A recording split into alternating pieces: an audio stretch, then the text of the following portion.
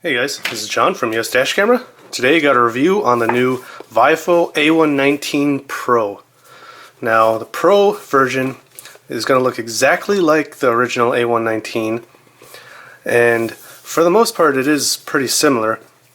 The original A119 didn't have a parking mode and they added that later, but of course this comes with it, from the beginning. There's a couple different accessories that will be included here, and it might depend on what package you buy. I'm not sure. This one was sent to me for review by OCD Tronic, which is a seller on Amazon. So I actually already opened this and have been using it. So here you can see some of the specifications. It does have up to 1440p like the original. It has a new 5 megapixel image sensor, so it's a different image sensor than the original A119 and A119S. 130 degree wide viewing angle. Of course it's got a super capacitor, and since almost everything's the same, we of course get the 2-inch LCD, the optional GPS logger, the circular polarizing lens filter, and a couple different mounts. So looking at the camera, you'll see it looks just like the original A119, which I have right here. So the only way you're going to be able to tell the difference is the serial code. This one actually says A119P in it. Besides that, again, it looks exactly the same. Now, since I've already been using this, I don't have like the typical layout I usually do for unboxing the camera, but I'll go through what I have here. So this is the GPS mount.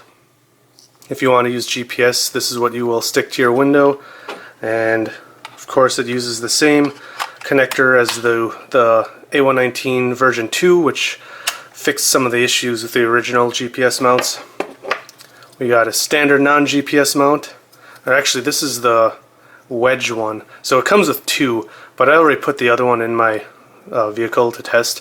So you'll get one with this slight wedge, and that helps cars that have really steep windows to get the lens up to the glass, because if it's too thin, this will actually hit the glass. So then we got a couple extras here, like these can go between the camera and the mount to create a tighter fit if it's loose for whatever reason. The string is to remove adhesive if you need to remove the mount and redo it, or maybe you're moving it, and an extra adhesive is included. So then we got some cable clips. These just have adhesives and they can help you wire the power cable, which of course it comes with a power cable that is mini USB, not micro. It is pretty long. Then it does come with a 2-port car charger, so you can plug in the camera and charge your phone at the same time. Now one interesting thing is it comes with another mounting option, which I believe they released this a while ago as an option for the A119. It's new to me though, I never had it, didn't even realize it came out. Basically this allows you to use it temporarily in a car. If maybe you have a rental car or something, you can take this out of your regular car really easily and then use the suction cup mount. So I really like that that comes included with this camera now. Then we got the circular polarizing lens filter, so that will snap right onto the front, and what that does is will cut down on glare in your windshield, so it can give you a better picture on really bright sunny days. It varies by car to car though, depending on your dashboard and the angle of your windshield. And of course there's a manual in here that's pretty decent. It explains quite a bit and shows what everything does. So now I'm not gonna go through the menu. The menu is very straightforward. Basically what we have here, just like the original, is when it turns on, or when it gets power, starts up and automatically starts recording like any good dash camera would do. That is the emergency lock button, so if you see something you want to save and you're afraid of writing it over, you can hit that and it'll lock that file.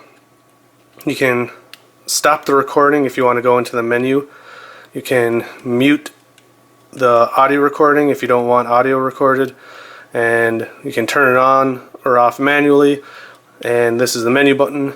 When you get into the menu, these are the up and down buttons, and that is select. So the menu's pretty simple. It's got all the typical stuff like resolution, how long the screen's going to stay on, formatting the memory card, all that good stuff. So it's pretty much exactly like this one too, so not a whole lot has changed. I just wanted to cut that out so we can have more time to compare these two side by side with sample clips. So let's get straight to the sample clips right away. So the A119 Pro uses a 5 megapixel image sensor. I believe the A119 might use a 4 megapixel sensor. I saw one site claim it used 5 megapixel sensor, but I'm pretty sure the A119 uses a 4 megapixel sensor, and it uses the OmniVision OV4689, where the new A119 Pro uses the Aptina AR0521 image sensor, which is supposed to have superior night quality or low light quality. So I found that during the day it's really hard to say which one's really better. It's very, very similar, and I'll cut to direct comparison with them side by side in just a second. But a big argument going on right now is whether or not the A119 Pro is actually any better, and a lot of people have been concluding that the A119 is the better one over the Pro model. But either way, there's only a $20 difference, so depending on what kind of package you can get, they might be so similar to most people that it really doesn't really matter that much. So let's cut to the clip with both of them side by side. So both of these do use the same Novatech NT N6660 CPU or chipset. So besides the image sensor being different, the cameras do use different lenses. The original A119 uses a 160 degree field of view lens, so you get a wider view of the road. But a lot of people do believe that 160 degrees is too wide, because at a certain point, when it's too wide, it makes license plates harder to read at a closer distance. And the A119 Pro has a 130 degree field of view, and I think 130 to 140 is typically the best range. So personally, I think that is something the A119 Pro has going for it.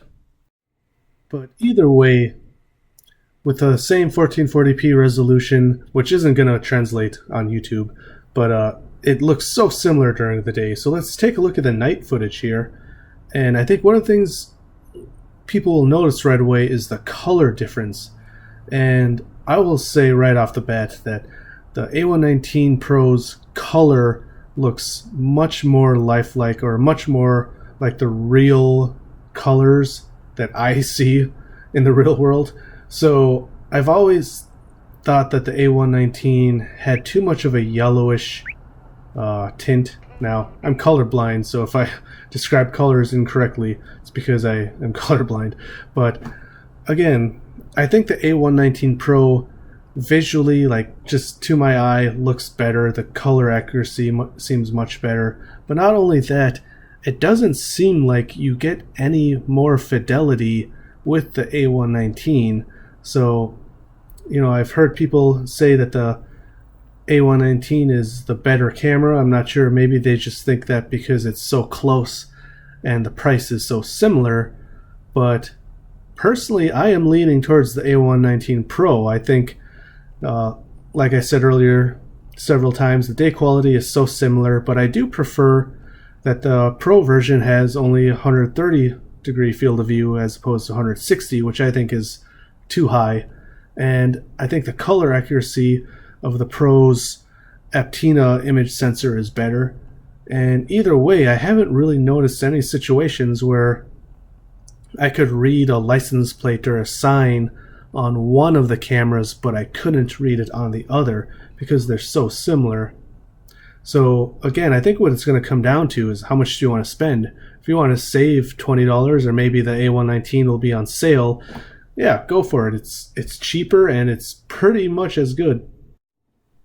So my opinion might be different from a lot of other people that I've seen. Besides on Dashcam Talk, I did watch Andrew from CarCam Central. I watched his review, which I really liked, and he concluded he thought the A119 was the better camera also. Now, I can't remember if that was just because of the value in addition to the video quality being similar or what it was, but again, like I said just a minute or two ago, I think with the better color accuracy, with the 130-degree field of view, I prefer the Pro version. If you guys disagree with me, let me know down in the comments, because it does seem like the consensus has been the A119 being the better camera. So, you know, a lot of this does come down to personal tastes, I believe, too, because I don't think you can read license plates any better on either of these cameras. So, and that's what it's going to come down to a lot of people. How well can you read license plates? So again, maybe the better option in that case is just buy whatever's cheaper. But again, like I said about 5 minutes ago, there is the possibility that the Pro version is going to be improved with new firmware, where the A119 V2 probably isn't going to, because it's a couple of years old. So anyways, I hope this video is helpful or entertaining or whatever for you guys. If you like this video or my other videos, I always appreciate if you hit like and subscribe. And of course, if you're interested in purchasing this camera or the cameras I talked about, check the description down below. I'll have affiliate links that do help support my channel. So as usual, drive safe. Thanks for watching, and I will see you guys next time.